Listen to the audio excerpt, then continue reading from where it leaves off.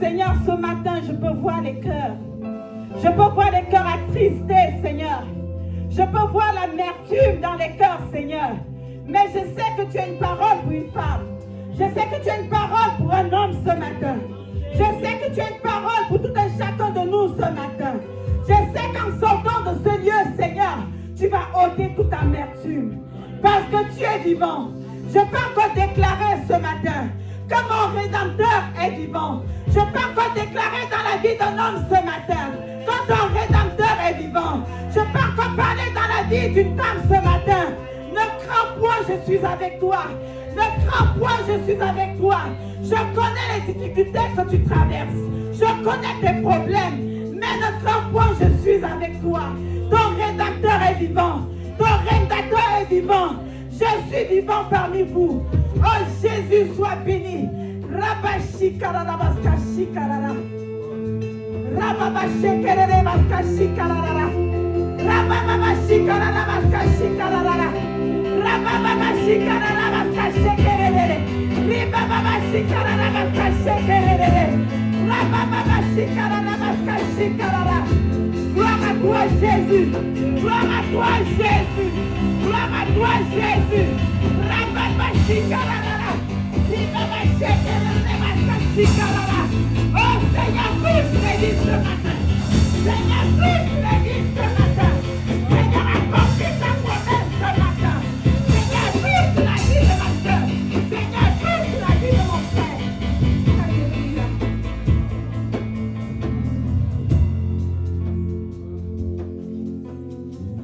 Merci Saint-Esprit pour ta présence. Je remets ce peuple entre tes mains. Seigneur, je vais prier ce matin afin que cette parole que tu as préparée pour lui, Seigneur, puisse, Seigneur, Papa, avoir de l'impact. Je prie afin que tu prépares les cœurs à recevoir ce pain de vie, Seigneur, que tu as donné ce matin, Seigneur. Je ne suis rien, je ne sais pas parler, je ne connais rien, Seigneur. Mais que je me taise, mais que toi tu parles. Que tu parles à ton peuple. Sois le maître de ces lieux. Sois au contrôle de toutes choses. Que tout esprit impur qui ne te glorifie pas libère ce lieu au nom de Jésus. Je me lève contre tout esprit de distraction. Je me lève contre tout esprit qui ne t'honore pas en ce lieu. Et je soumets tous ces esprits, Seigneur, à ta parole, au nom puissant de Jésus. Jeûne les incrédulités des cœurs au nom de Jésus. Jeûne le raisonnement au nom de Jésus. Jeûne la distraction au nom de Jésus. Sois au contrôle de toutes choses, Seigneur. Nous bénissons ta présence. Sois glorifié. Est-ce que tu peux acclamer le Seigneur ce matin? Est-ce que tu peux faire mieux que ça, bien-aimé? Est-ce que tu peux acclamer le roi des rois?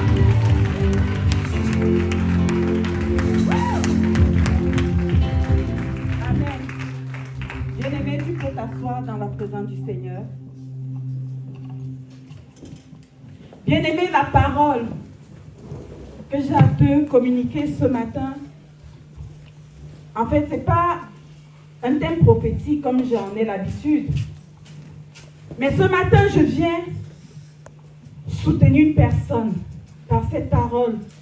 Ce matin, le Seigneur veut relever une personne qui est tombée. Ce matin, le Seigneur veut fortifier une personne qui est affaiblie. Ce matin, le Seigneur veut soutenir une personne qui n'en peut plus de sa situation. Alléluia. Alléluia.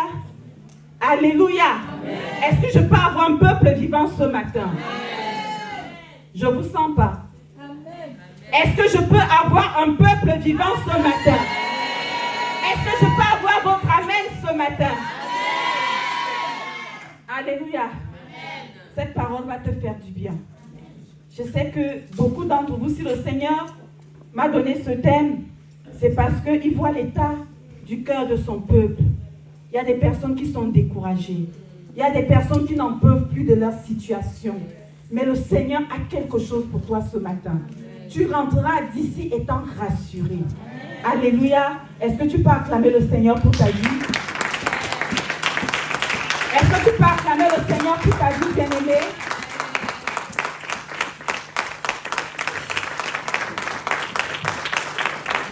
Amen, amen. Vous êtes un peuple formidable. Amen.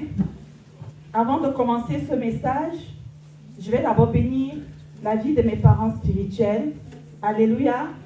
Je vais encore ce matin, bien-aimé, te demander de faire un effort supplémentaire, de te lever sur tes deux pieds, de bénir le Seigneur pour la vie de notre papa, de notre maman. Ce merveilleux couple, ces parents spirituels que Dieu nous a donnés. Je bénis le Seigneur pour vos vies. Je prie ce matin afin que vous continuiez à être une source de bénédiction pour nous. Nous savons que nous pouvons compter sur vous. Et au nom de tout le peuple ici présent, je veux vous dire que nous vous aimons. Vous êtes bénis, vous êtes abondamment bénis. Nous bénissons chaque jour le Seigneur pour vos vies. Parce que si vous n'étiez pas là, cette église ne serait pas là. On serait peut-être ailleurs, on serait peut-être perdu. Mais le Seigneur vous a donné une vision. Et nous sommes dans cette vision. Nous sommes avec vous dans cette vision. Nous sommes là pour vous accompagner dans cette vision. Ce n'est pas facile de nous supporter, mais nous sommes vos enfants. Donc nous bénissons le Seigneur tous les jours pour vos vies. Supportez-nous tels que nous sommes. Acceptez-nous tels que nous sommes. Vous êtes une bénédiction pour nous. Et nous prions tous les jours afin que nous aussi nous soyons une bénédiction pour vous. On vous aime beaucoup. Acclamons encore le Seigneur pour la vie.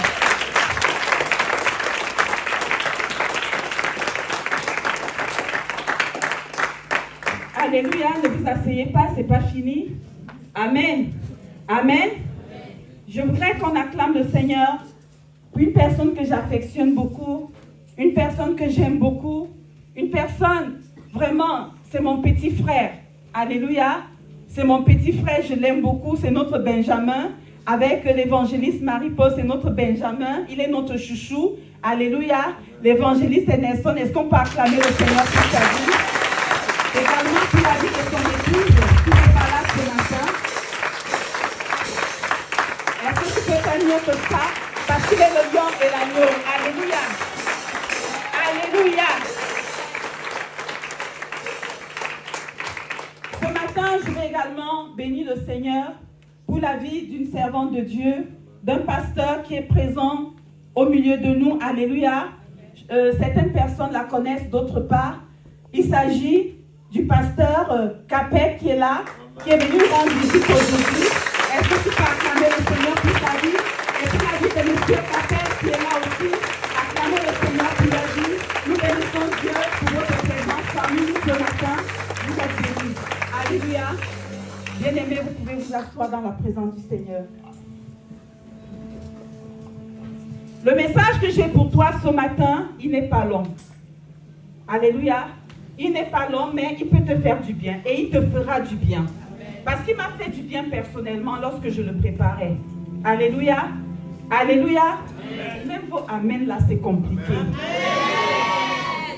S'il faut les acheter, dites-nous, ça coûte combien le amen? Amen. Quand même. Dieu t'a donné une voix pour dire amen. Il y a des personnes qui aimeraient ouvrir leur bouche pour dire amen, mais qui ne peuvent pas. Il y a des personnes qui sont dans le coma aujourd'hui, qui ne peuvent même pas dire amen. Alléluia. Voilà. Vous êtes bénis, peuple de Dieu. Amen. Bien-aimé, la Bible dit, l'homme ne vivra pas de pain seulement, mais de toute parole qui sortira de la bouche de Dieu.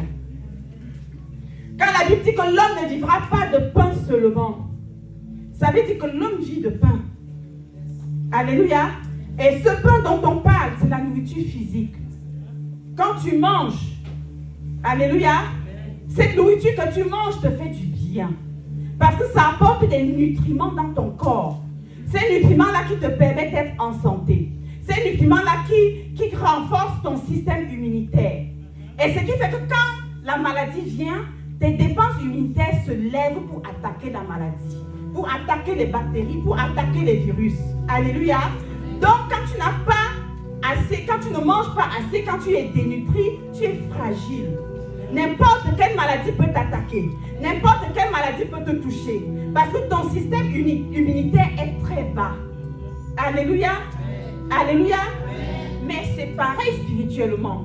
Quand la Bible dit que l'homme ne se nourrira pas seulement de pain, mais de toute parole qui vient de la bouche de Dieu. Alléluia.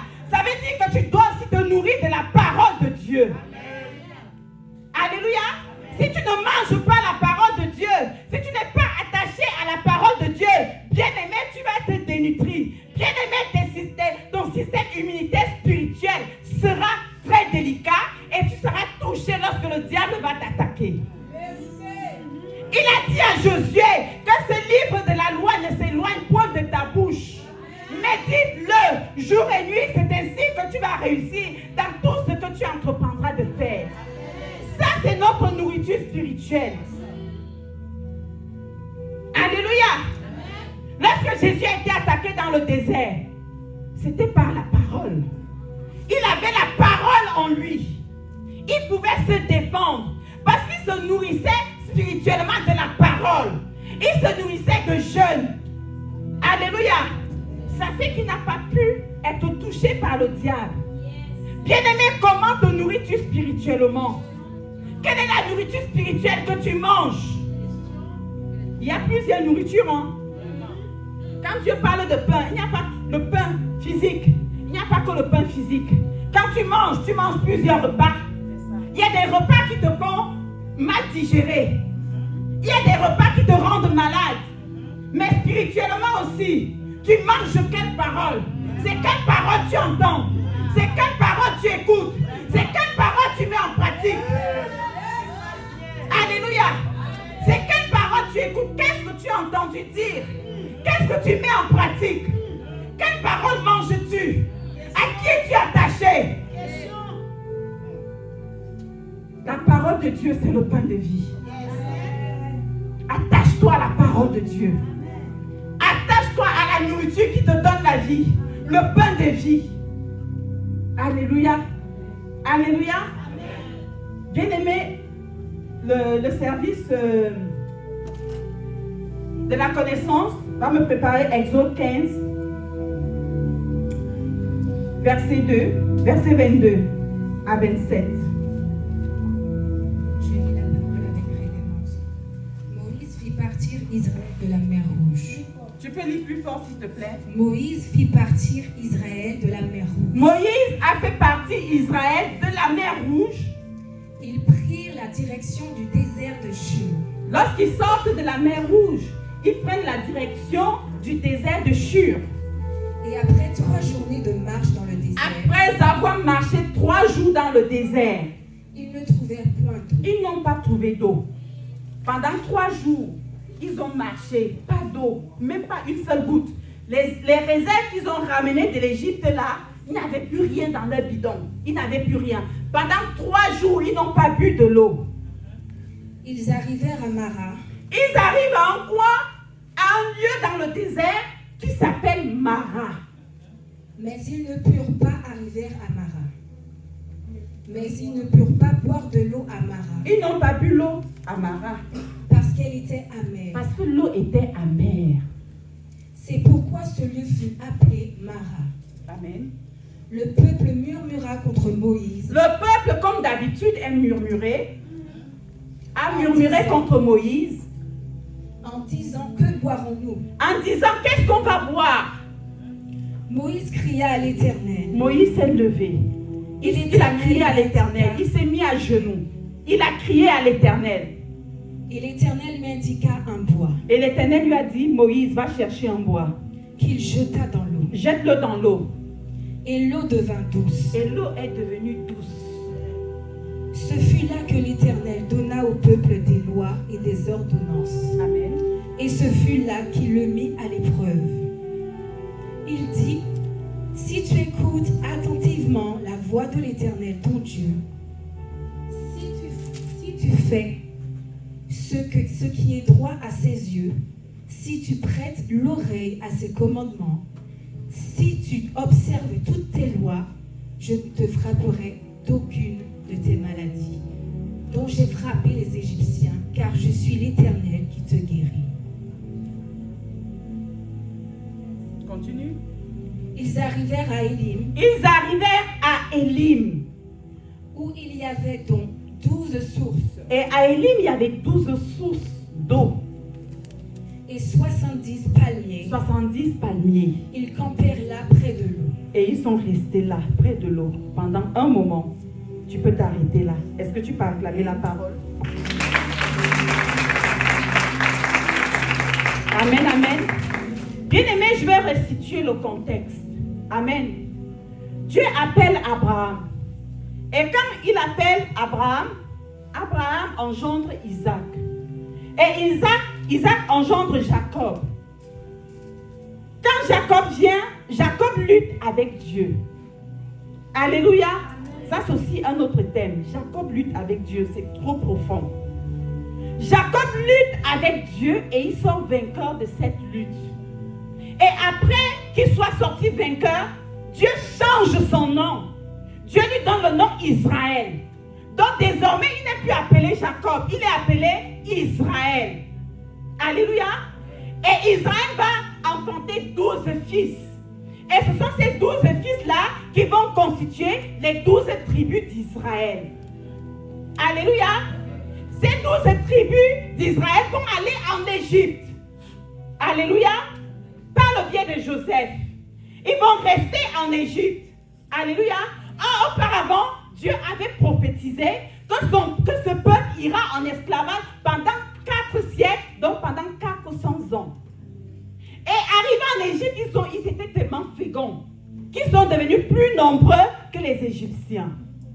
Alléluia. Et à un moment donné, ils ont crié à l'Éternel. Mais l'Éternel il n'a pas pris garde à leurs cris, à leurs pleurs par rapport à cet esclavage-là, mais il s'est souvenu de l'alliance qu'il avait faite avec Abraham. Parce que la Bible dit, il se souvint de l'alliance qu'il avait faite avec Abraham et il délivra son peuple. Et Dieu est esprit, il ne peut pas descendre lui-même pour délivrer son peuple. Les esprits se servent des êtres humains pour agir. Dieu n'est pas dans le temps. Voilà pourquoi Dieu ne change pas. Voilà pourquoi il ne vieillit pas. Dieu, il est dans l'éternité. Mais il peut entrer dans le temps pour agir. Alléluia. Dieu va utiliser Moïse. Il va dire à Moïse, va en Égypte délivrer mon peuple. Alléluia. Et lorsqu'ils sortent de l'Égypte, la Bible dit qu'ils traversent la mer Rouge. Et après avoir traversé la mer Rouge, ils vont marcher pendant 3 jours dans le désert. Bien aimé, c'est un contraste. Tu viens d'être délivré.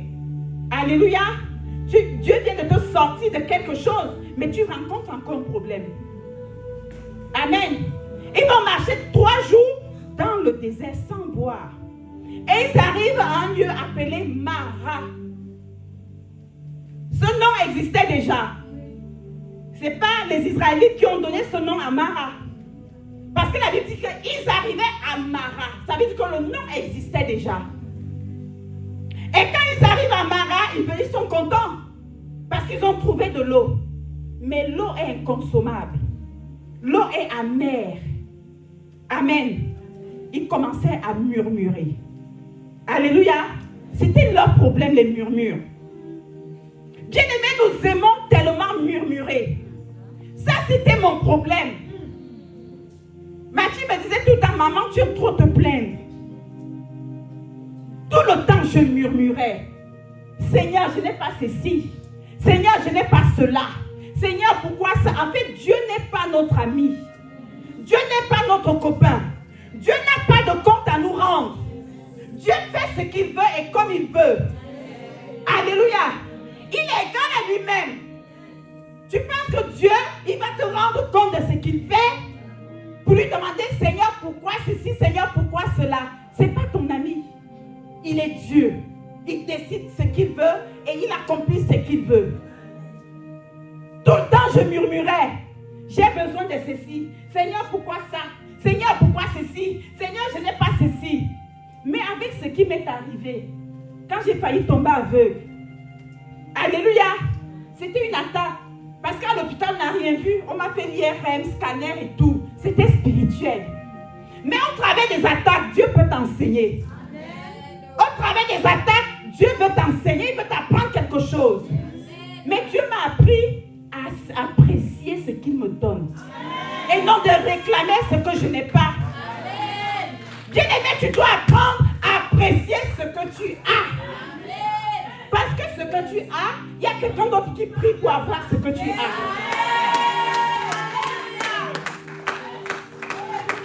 Alléluia. Je Je peux voir. Il y a des personnes qui prient pour voir.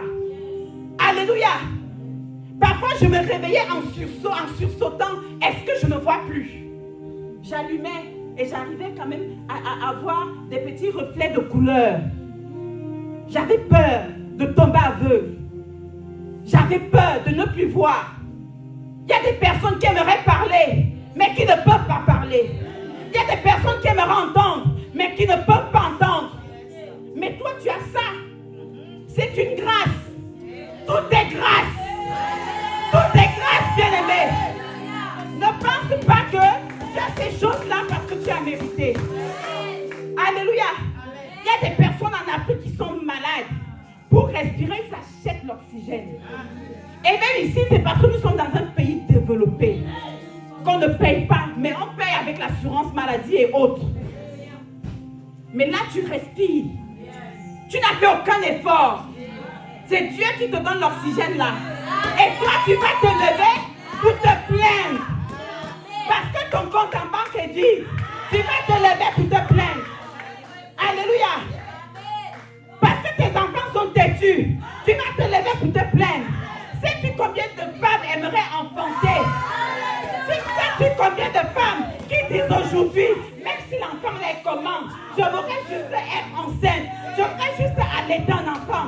Mais toi, Dieu t'a donné les enfants, mais tu te plains parce qu'ils sont têtus, parce qu'ils ne travaillent pas bien à l'école. Sais-tu que ce que tu as là, une autre femme voudrait cela? Est-ce que tu le sais, bien-aimé? Apprends à apprécier Dieu pour ce que tu as. Apprends à dire merci à Dieu pour ce que tu as. Tu n'as pas fait un concours pour accoucher. Tu n'as pas fait un concours pour travailler. Tu n'as pas fait un concours pour être chrétien. Tout est grâce. Ne pense pas que tu es supérieur à ta soeur. Ne pense pas que tu es supérieur à ton frère. Parce que ce que tu as, c'est Dieu qui te le donne. Rien ne t'appartient. Rien ne t'appartient, bien-aimé. Rien ne t'appartient. Rien ne nous appartient. Même la femme que tu aimes de tout ton cœur, tu vas mourir. Elle va rester. Donc elle ne t'appartient pas. La maison que tu as construite, elle ne t'appartient pas. Parce que tu vas mourir. Tu vas laisser la maison. Tu ne vas pas partir avec la maison. On ne va pas t'enterrer avec la maison. Tu partiras seul. Je connais les personnes qui sont mortes. Mon beau-père est décédé. Il a laissé une grande chambre avec les hectares. Alléluia. Il y avait le cacao qu'il avait déjà planté. Il est parti, il a laissé ça. Rien ne t'appartient. Ne pense pas que tu es déjà arrivé. Tu vas arriver quand tu seras au ciel. Ne pense pas que quand tu as les biens matériels, tu es déjà arrivé. Tu n'es pas encore arrivé. Tout ce qui est ici sur la terre reste sur la terre.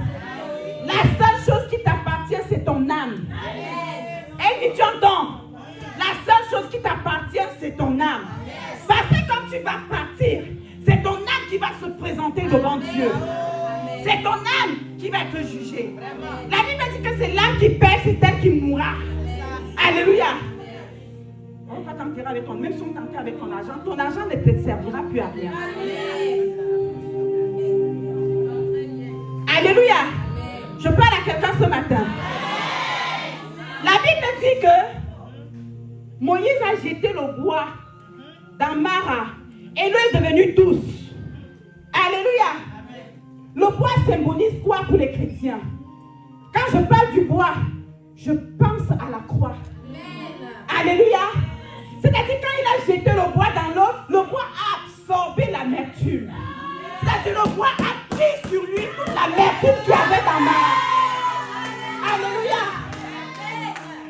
De la même manière, Jésus sur la croix, il a pris tes péchés, il a pris ton amertume, il a pris ta tristesse, il a pris tes problèmes, il a pris tes difficultés.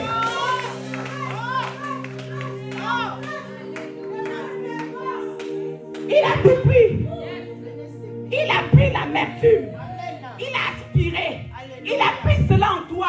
Il a pris la tristesse en toi. Il a pris tes problèmes. Il a pris tes difficultés. Il a pris ton amertume. Il a tout pris. Comme le bois de Mara a absorbé l'amertume. C'est comme ça que Jésus a absorbé tes problèmes. Jésus. Merci Seigneur. Alléluia. Amen. Bien-aimé, Mara existait déjà avant que les Israélites arrivent. Mais à cause de leur présence dans l'eau, à cause de leur présence, la situation a changé. Parce que si les Israélites n'arrivaient pas à Mara, l'eau n'allait jamais devenir douce. L'eau allait continuer à être amère. Mais à cause de leur présence, parce qu'ils portaient la présence de Dieu en lui, alléluia, l'eau a changé. L'eau a changé.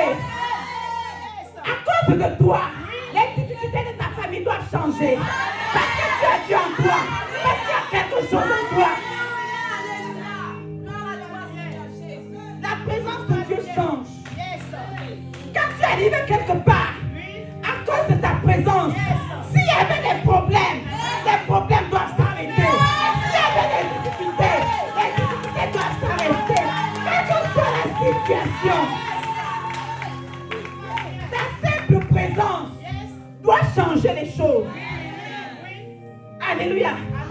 Ils étaient avec Dieu et Dieu avec toi. Alléluia. Dans ta famille, on ne doit plus voir les problèmes parce que tu es dans cette famille. Alléluia. Dans ta famille, on ne doit plus voir des difficultés. S'il y avait l'échec, parce que tu es enfant de Dieu, parce que tu es dans cette famille, parce que tu dois impacter ce lieu. Quel que soit l'environnement où tu arrives, quel que soit même si l'environnement est chaotique, même si c'est rempli de sorciers, mais quand tu arrives, tout doit changer. Tout doit changer. Parce que tu transportes quelque chose en toi. Parce que tu as quelque chose en toi.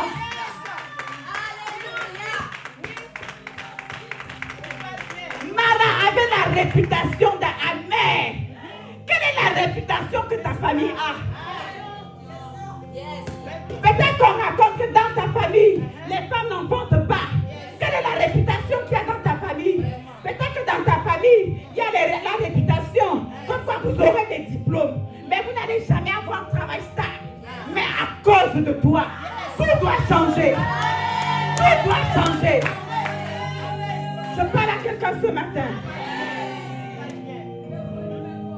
Alléluia. Bien aimé, le nom peut rester, mais la situation peut changer.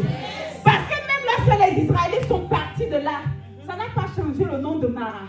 Mais la source avait changé. Le goût de Mara avait changé. Le goût amer, c'est devenu douce. Alléluia. Mais Mara est restée à Mara. Je parle à quelqu'un ce matin. Cela me fait penser à Mephibosheth. Mephibosheth était à l'eau de bar. Le quartier le plus sale. Le quartier des démunis. Alléluia. Mais la Bible dit que David s'est souvenu de lui. Et David a changé sa situation. Mais ça n'a pas changé Mephibosheth. Mephibosheth était toujours impotent. Il ne pouvait pas toujours marcher. Pourtant, sa situation avait changé. Alléluia. Sa situation avait changé. Ce que Israël n'avait pas compris, c'est que la solution à leur problème était à côté. Quand ils ont vu que la source était amère, la solution était à côté. Parce que le plus souvent, là où il y a la source, il y a des petits arbres là à côté. Alléluia. Et qu'est-ce qui alimentait les petits arbres? C'est l'eau de Mara. Alléluia. La situation est à côté. Que Dieu te permette de voir la solution qui est à côté de toi. Parce que parfois tu as la solution à côté de toi, tu ne le sais pas. Que Dieu ouvre tes yeux spirituels et que tu puisses voir la solution de ton Mara qui est juste à côté de toi. Alléluia. Est-ce que je parle à quelqu'un ce matin? Amen. Bien-aimé, avant que Dieu ne t'amène à Élim, il va d'abord résoudre le problème de Mara. Alléluia. La Bible dit, tu peux lire le verset 27.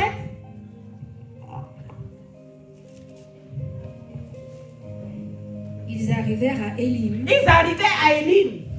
où il y avait 12 sources d'eau. Il y avait 12 sources d'eau. C'était même pas la petite source de Mara. Mais là-bas à Élim, il y avait 12 sources d'eau. Et 70 palmiers. Et 70 palmiers. Ils campèrent là près de l'eau. Et amen. Bien-aimé, avant que Dieu ne t'amène à Élim, il va d'abord résoudre ton problème à Mara. Avant que Dieu ne t'amène au niveau 2, il va d'abord résoudre le problème du niveau 1. Alléluia. Avant de faire de Pierre, pécheur d'homme, il a d'abord résolu le problème de poisson.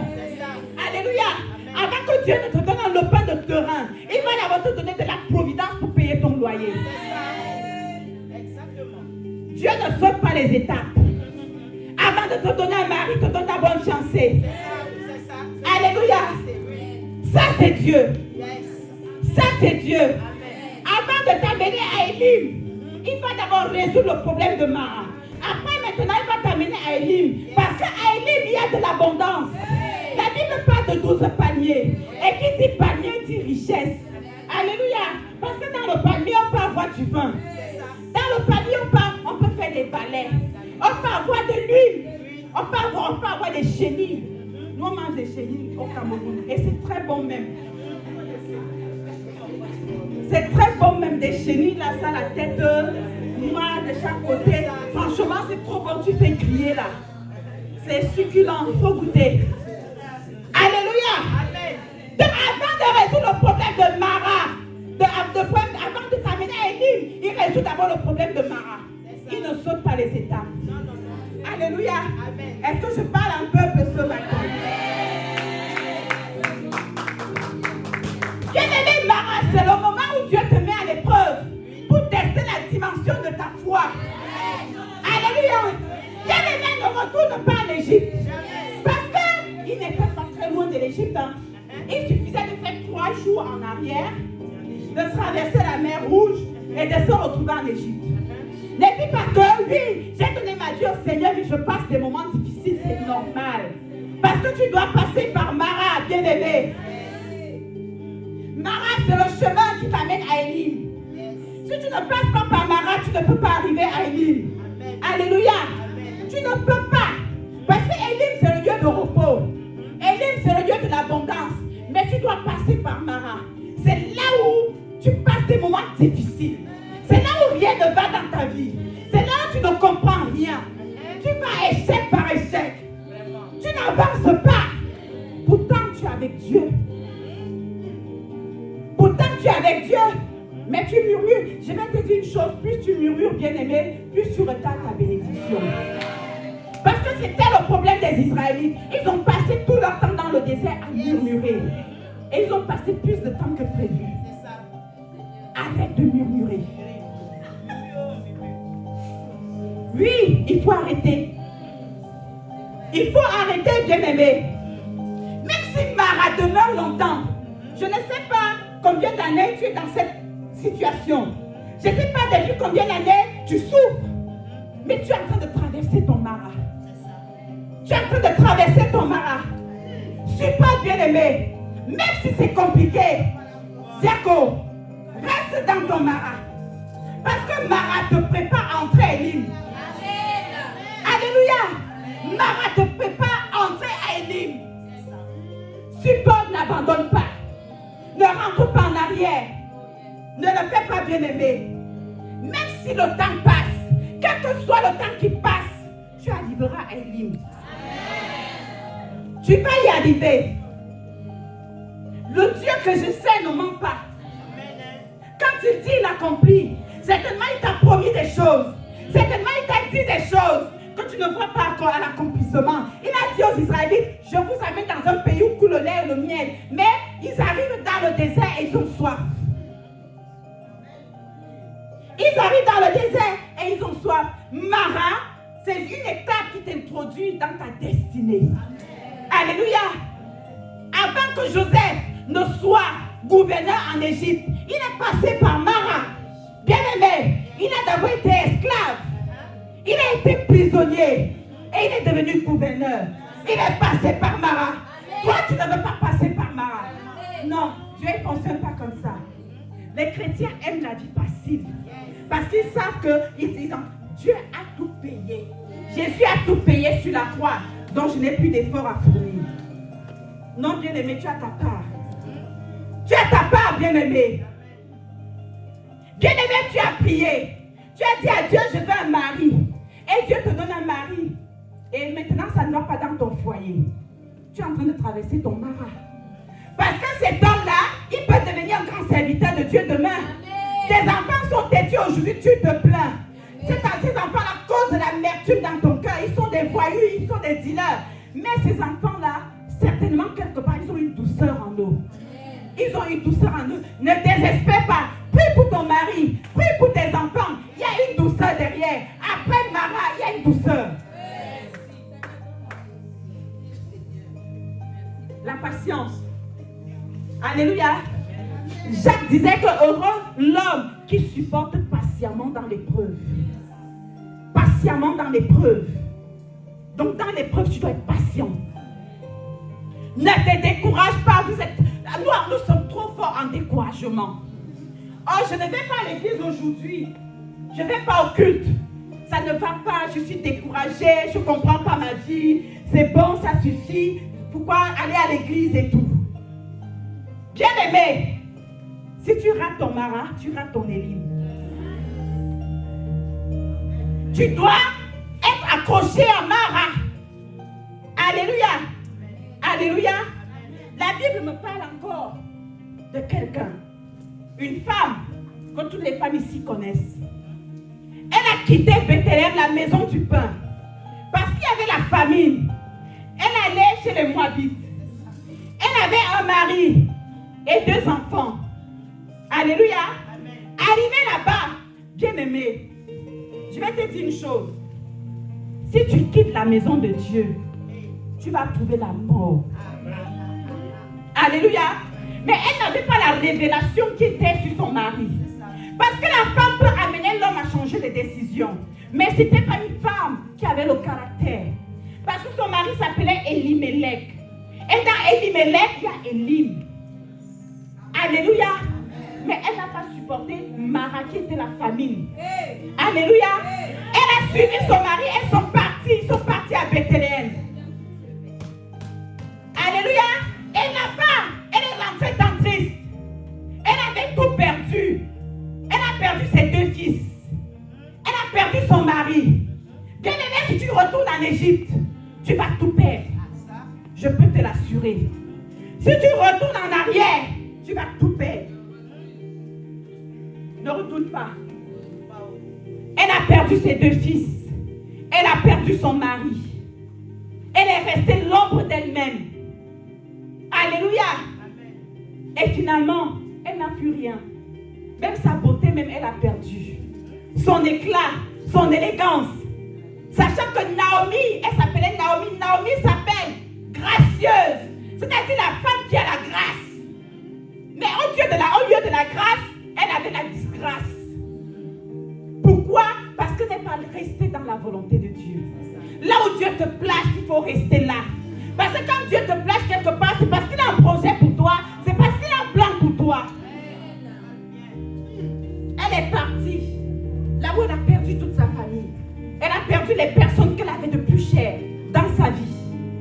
Et maintenant qu'elle a tout perdu, elle décide de rentrer à Bethléem. Amen. Et quand elle arrive là-bas, c'est sûr que les gens ont murmuré. Parce que les gens sont très forts dans ça. Regardez ce qu'elle est devenue. Elle a tout perdu. Elle a tué son mari. Elle a tué ses 2 fils. Elle n'a plus rien. Elle est devenue une mendiante. Et elle-même, elle a reconnu son état. Elle a dit, ne m'appelez plus Naomi. Appelez-moi Mara. Alléluia. Elle-même a changé son nom. Elle a dit, ne m'appelez plus Naomi. Appelez-moi Mara. Je suis désormais Mara. Alléluia. Mais ce qui est intéressant, c'est que ses 2 fils étaient mariés. Alléluia. Et donc elle avait 2 belles filles qui se sont retrouvées veuves. Mais il y a une belle fille qui est restée attachée à elle. Qui a dit que là où tu iras, j'irai avec toi. Là où tu vas mourir, je vais mourir avec toi. Je m'attache à toi. En fait, Ruth avait la révélation. Amen. Alléluia. Amen. Parce que Mara était Mara. Et derrière Mara, il y a Élie. Alléluia. Et lorsqu'ils arrivent, ils trouvent un homme. Alléluia. Ils trouvent un homme qui s'appelle Boaz. Alléluia. En fait, lorsque Ruth regardait Naomi, il ne voyait pas Naomi. Elle ne voyait pas Naomi. Elle ne voyait pas Naomi. Elle ne voyait pas Mara. Mais elle voyait son Élim derrière Mara. Et son Élim, c'était qui? C'était Boaz. Derrière Mara se trouve ton Élim. Elle est restée attachée à Mara parce qu'elle était dans la révélation. Et finalement, Boaz finit par l'épouser. Et le fils qu'elle avait avec Boaz, c'est Obed. Et après Obed, vient Isaïe. Après Isaïe, vient qui? David. Lorsqu'on parle de David, on fait référence à quoi? Parce qu'un jour, Bartimée était assis. Alléluia. Il ne voyait pas, mais il a entendu parler de Jésus. Il dit, Jésus, fils de David, aie pitié de moi.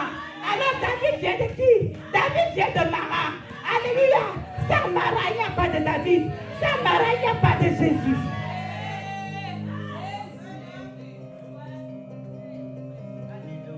Sans Mara, il n'y a pas de Jésus.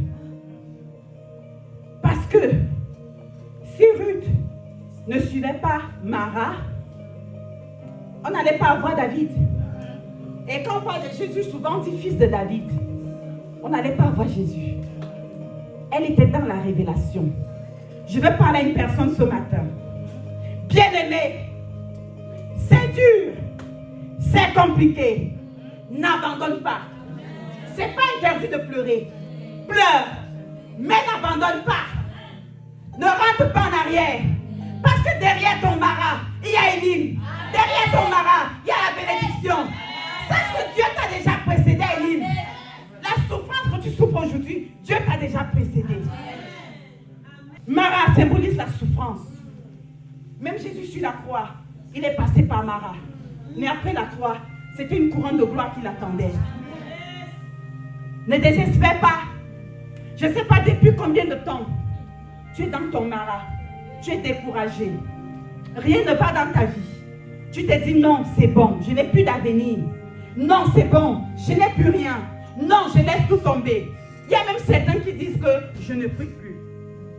J'arrête de prier parce que depuis que je prie, Dieu ne m'exauce pas. Depuis que je prie, Dieu ne m'écoute pas. Alléluia. Parce que quand tu as Mara, tu as l'impression que Dieu t'a abandonné. Quand tu as Mara, tu as l'impression que Dieu écoute d'autres personnes, mais pas toi. C'est ça Mara. Mais Dieu est à Mara. Parce que Dieu te prépare. Dieu te prépare à une grande bénédiction. Dieu te prépare pour des grandes choses. Combien de temps tu as eu l'échec scolaire? N'abandonne pas. Ne dis pas que ça fait longtemps que j'échoue. Maintenant je vais aller travailler. Reprends tes études, bien-aimé. Reprends parce que Dieu est avec toi. À l'instant où je parle, il y a des personnes qui sont dans cette situation. Alléluia. Des personnes qui passent des moments difficiles. Des personnes qui passent par des eaux de Mara. Alléluia. Je suis en train de dire à quelqu'un, le Seigneur connaît ton nom. Le Seigneur connaît tes pas. Le Seigneur connaît tes difficultés. Le Seigneur te guide. Parce que c'est lui qui a guidé Israël au désert. C'est Dieu même qui te guide. Et la foi. Et la foi, bien-aimée. Il est le Dieu des situations difficiles. Même quand les médecins ont déjà proclamé la mort, ils ont déjà dit que tu dois mourir. Même quand ils disent qu'il n'y a plus d'issue pour toi, même quand ils disent que ta maladie est incurable, je voudrais que tu saches que ton Dieu n'a pas encore dit le dernier mot. Je sais que ton Dieu n'a pas encore dit le dernier mot. Je pouvais encore dire, je sais que mon Rédempteur est vivant. Je sais qu'il se lèvera pour moi. Que Dieu se lève pour toi ce matin. Que ton Rédempteur se lève pour toi ce matin. Qu'il te donne la force, le courage de supporter Mara. Attache-toi à Mara, bien-aimé. Attache-toi. Ne laisse pas Mara. Attache-toi assume ton problème. Assume ton problème. Je parle à quelqu'un ce matin. Ce n'est pas quelqu'un d'autre qui viendra résoudre ton problème. Assume ton problème. Bien-aimé. Et regarde au Seigneur. Regarde au Seigneur. Regarde à la croix. Ce poids-là qui a été jeté dans l'eau de Mara, qui a rendu Mara douce. C'est même Jésus sur la croix. Il change ta situation. Il change ton identité. Alléluia. Ce matin, est-ce que quelqu'un peut se lever?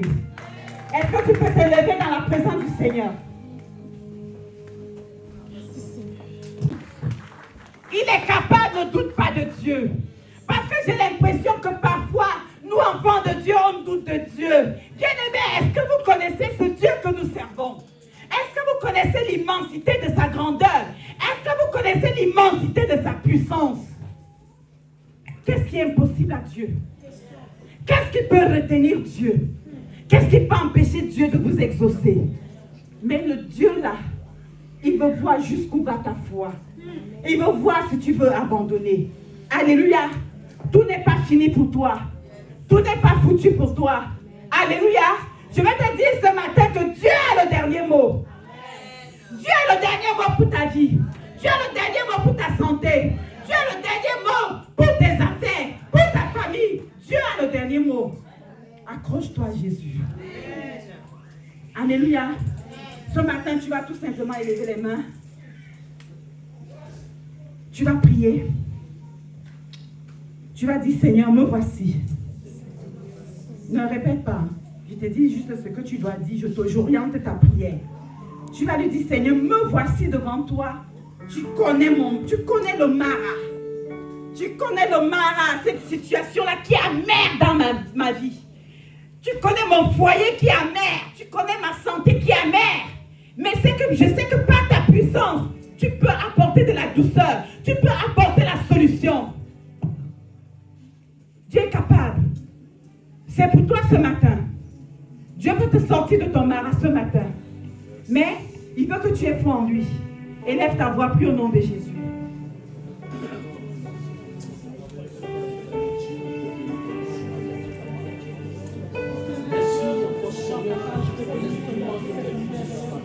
Il y aura des moments où Dieu va te faire oublier l'amertume. Oh Jésus. Encore une fois, tu me montres. Encore une fois, tu me montres. Encore une fois, parle à Dieu, bien-aimé. Toi seul, tu connais ton énigme. Toi seul, tu connais ton énigme. Tu connais ton énigme. Je ne sais pas de quelle maladie tu souffres. Ton mari s'appelle le célibat. Ton mari s'appelle la maladie.